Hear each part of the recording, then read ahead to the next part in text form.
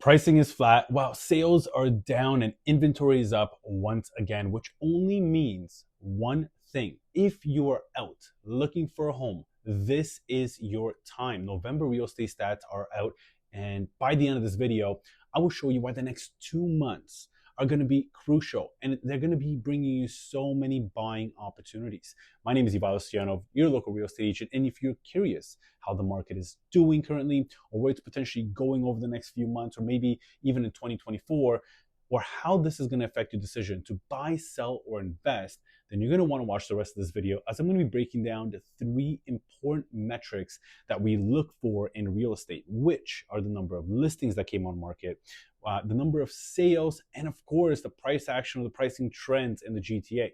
I will go over how the market is doing as a whole, and of course, where it's potentially headed, especially over the next few months, based on the information that we currently have.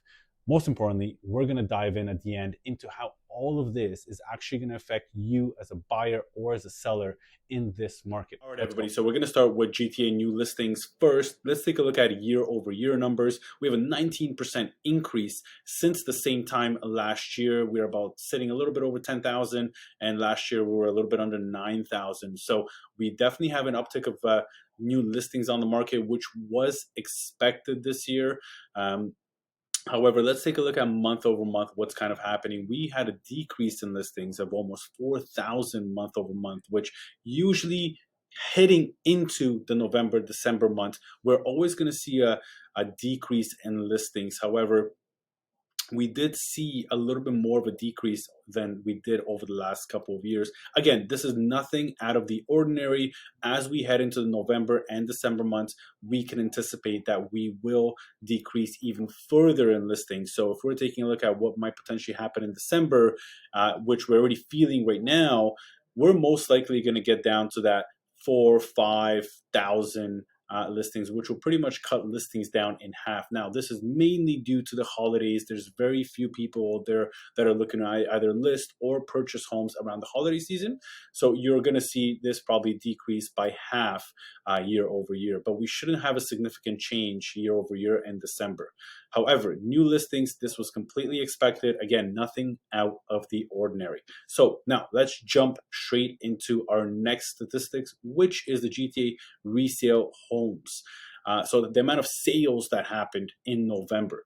So year over year, we went down about 7% in sales. So we can take a look at, there was about 300 or give or take less sales this year than happened last year, and about the same amount since October. So as we head into the winter months, we can expect sales to also go down, and that's highly due to the inventory levels decreasing as well.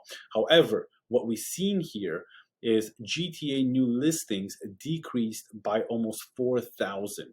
However, over here, we've seen the amount of sales actually decrease only by roughly 400 sales. So when we take a look at that statistic, we can almost predict what would have happened to the pricing just based on these two statistics. Now, what can we expect heading into December other than 2020, which was an absolutely unusual year? That's when COVID happened, and anything after May, June, everything started going uphill from here in 2020. So if we're not looking at that particular year, we can expect most likely to have a decrease in December in the amount of sales, probably somewhere in the low to mid, maybe even at 4,000, depending on the amount of listings that stay on market. But however, year over year, we're looking at negative or decrease of 7%, which was expected, and a decrease since October as well. Again, this is completely normal, nothing out of the ordinary here. You guys can see that the trends just pretty much follow every year the same thing. This yellow line is 2020. This is when COVID hit. So this is unusual activity. So we'll leave this line out, at least in this particular portion, April, May, and look at the rest of how things just year over year tend to trend almost very, very similarly. Now, most importantly, let's take a look at how the price is trending. We had a 0% change in price ever since last year. So, I mean, let's call it a $3,000 increase, which is pretty much a 0% change in pricing. We are sitting at roughly the exact same pricing as we were in November of 2022. However, we did see a small decline of roughly $40,000, which, even though, yes, we are seeing a $40,000 decline month over month in October to November, that is a very, very usual for this time of year. And as we head into December, we can anticipate that we'll probably see another $20,000 to $30,000 decrease in the average overall price in the GTA, because that's just the regular seasonalities. Now, as we are looking at this graph, we can kind of see the regular seasonalities taken into effect, and we usually see December falling. So when I was talking to buyers, letting you guys know this is a great opportunity. Historically, December is a low month for real estate pricing. If there are sellers on the market in December, most times it's because they have to, not because they want to, which creates great buying opportunities, a lot more leverage for buyers to get in there and make a great deal happen, and hopefully for a win-win for both buyer and sellers. Now, what pretty much happens after December is, take a look every single year, January, February, we have an uptick of pricing. Every single year is the exact same thing. So if you are looking for a great buying opportunity, we can take a look at December, low months, and then look what happens every single year after January, going into February, and heading into March and April.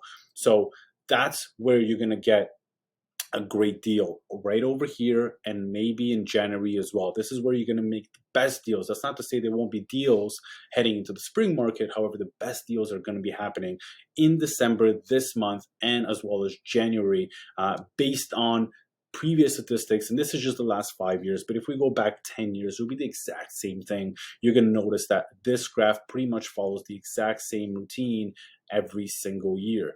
And if you're a seller, well, let's take a look at what happens in real estate pricing most years.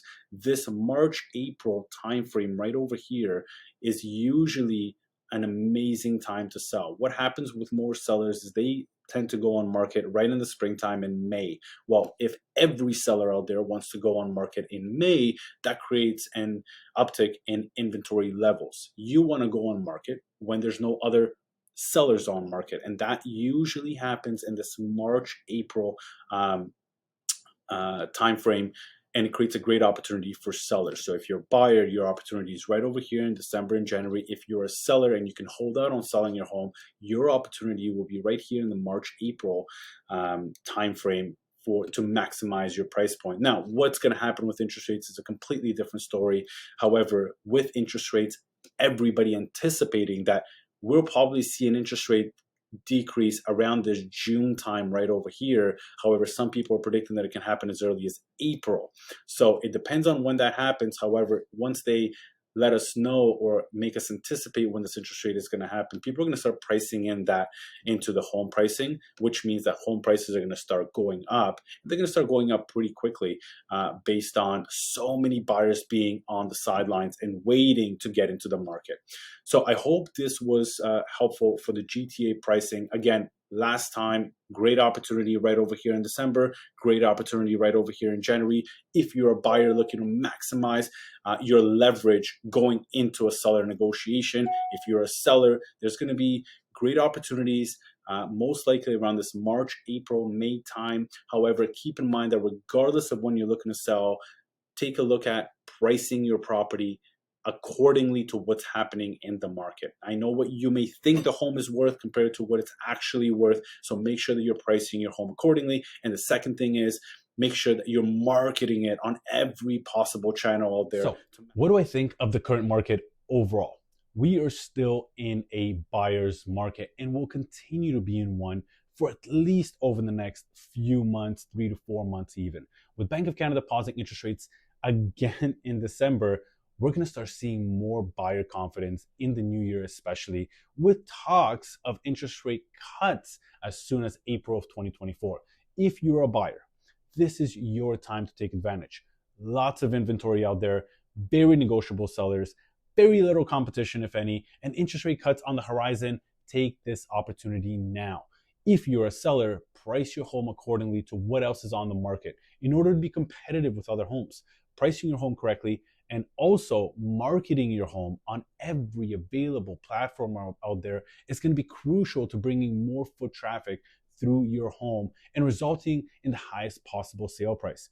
Thanks so much for taking the time to watch this video. If I was able to bring you any value and more clarity to your own situation, click the subscribe button and turn notification on so I can update you on a monthly basis moving forward. Or better off, if you have questions that are more unique to your situation, just pick up the phone and give me a call. I'm always happy to help. We'll see you in the next video. Cheers.